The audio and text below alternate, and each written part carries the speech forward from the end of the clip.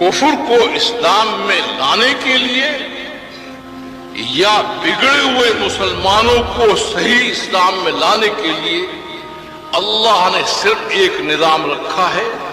اس نظام کا نام ہے دعوت تبلیغ. پوری تاریخ انسانیت کو چھان لیجیے،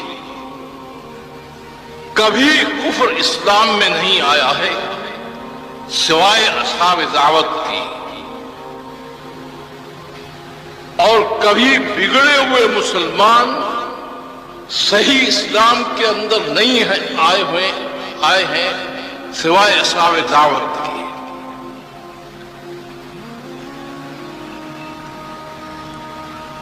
یہ سلسلے انبیاء جو ہے آپ کو نظر آئے گا، یا خالص کافروں میں ان کو بھیجا گیا ہے، ان کی تعداد بہت کم ہے.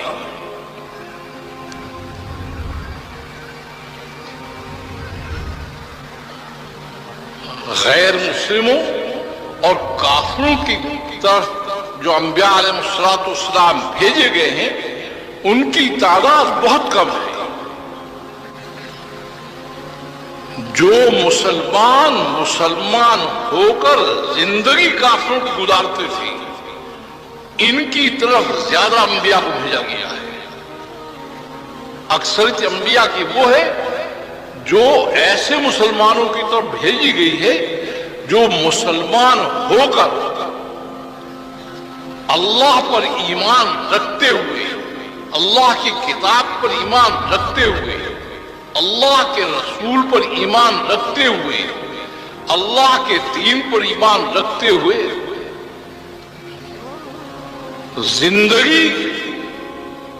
زندگی گزارنے کا جب آتا ہے تو وہ غیر مسلموں کی طرح گزارے. ان کی طرف جو انبیاء بھیجے گئے ہیں ان کی تعداد بہت زیادہ ہے. اور اگر آپ تاریخ میں تلاش کریں گے تو آپ کو ایک چیز عجیب نظر آئے گی. یا خالص مسلمان آپ کو پوری دنیا پر چھائے ہوئے نظر آئیں گے، یا خالص کافر آئیں گے. اس دنیا کے نظام میں اللہ کا جو نظام ہے وہ کیا ہے؟ اگر خالص مسلمان ہیں تو وہ آپ کو نظر آئیں گے اوپر، اگر وہ نہیں رہے تو خالص کافر جو ہے وہ اوپر نظر آئیں گے.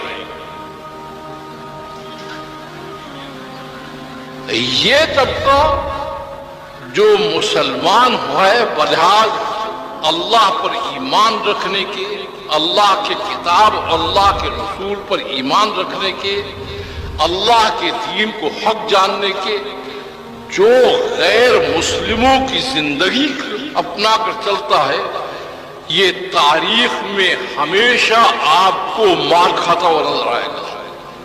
سب سے زیادہ ذلیل و خوار یہی ہوگی. یہ جو آج آپ کہتے ہیں نا کہ کافر جو ہے وہ مسلمانوں کو یہ کر رہے ہیں وہ کر رہے ہیں، کافر کچھ نہیں کر رہا ہے. یہ تو اوپر کے نظام میں طے ہے، وہ نظام سارا کام کرا رہا ہے. وَقَضَيْنَا إِلَىٰ بَنِي إِسْرَائِيلَ فِي الْكِتَابِ لَتُفْسِدُنَّ فِي الْأَرْضِ مَرَّتَيْنِ وَلَتَعْلُنَّ عُلُوًّا كَبِيرًا فَإِذَا جَاءَ وَعْدُ أُولَاهُمَا بَعَثْنَا عَلَيْهِمْ عِبَادًا لَنَا أُولِي بَأْسٍ شَدِيدٍ فَجَاسُوا خِلَالَ الدِّيَارِ وَكَانَ وَعْدًا مَفْعُولًا. کہتے ہیں یہ انہوں نے تمہارے ساتھ تھوڑی دیا ہے، کان وعدًا مفعولا، یہ نظام میں طے ہے یہ بات کہ مسلمان ہو کر زندگی غیر مسلم کی گزارے، شکلیں ان کی بنائے، کھانے پینے کا راستہ ان کا اختیار کرے، رہنے سہنے کے طریق ان کے اختیار کرے.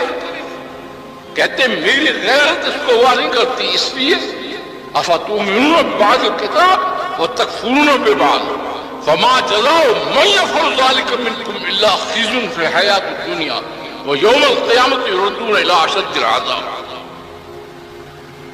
کہا تم بعض کتاب پر ایمان لاتے ہو،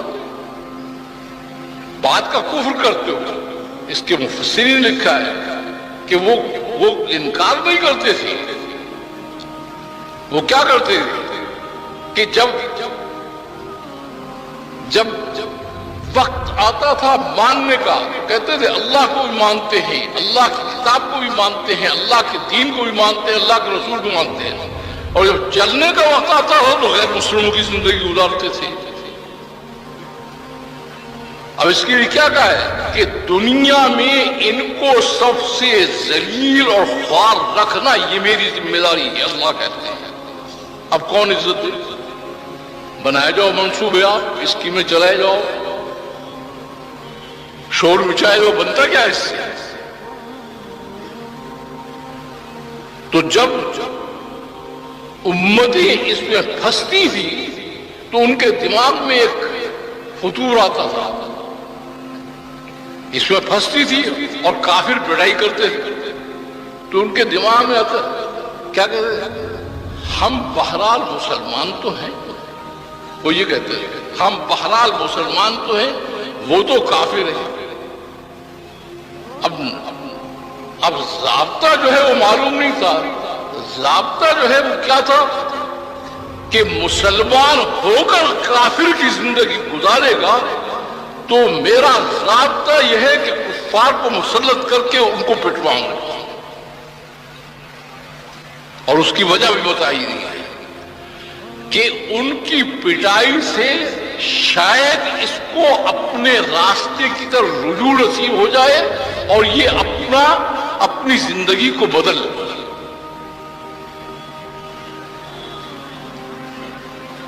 کیونکہ عذاب آخرت بڑا سخت ہے، شاید اس کو اس دنیا میں ہوش آ جائے۔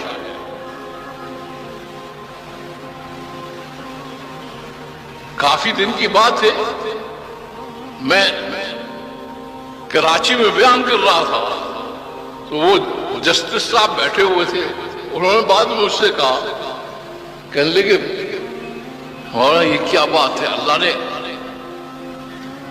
مسلمان تو ہیں نا، بہرحال ان کے لیے اتنی سخت سزا کیوں کر رکھی ہے کہ دنیا میں ان کو ذلیل و خوار کر کے رکھوں گا اور آخرت میں اشد عذاب کی طرف لوٹا دوں گا، بہرحال مسلمان تو ہیں۔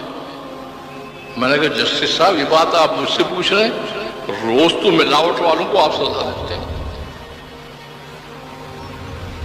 کہ اس نے دودھ میں ملاوٹ کی ہے، اس نے ایسے مرچوں میں ملاوٹ کی ہے، اس نے فراچی میں۔ میں نے کہا ملاوٹ والوں کو کہ روز آپ ان کے خلاف جو ہے فیصلے نہیں دیتے؟ اس وجہ سے اللہ کہتے ہیں الا للہ الدین الخالص، خالص یا میرے بنو یا خالص چلے۔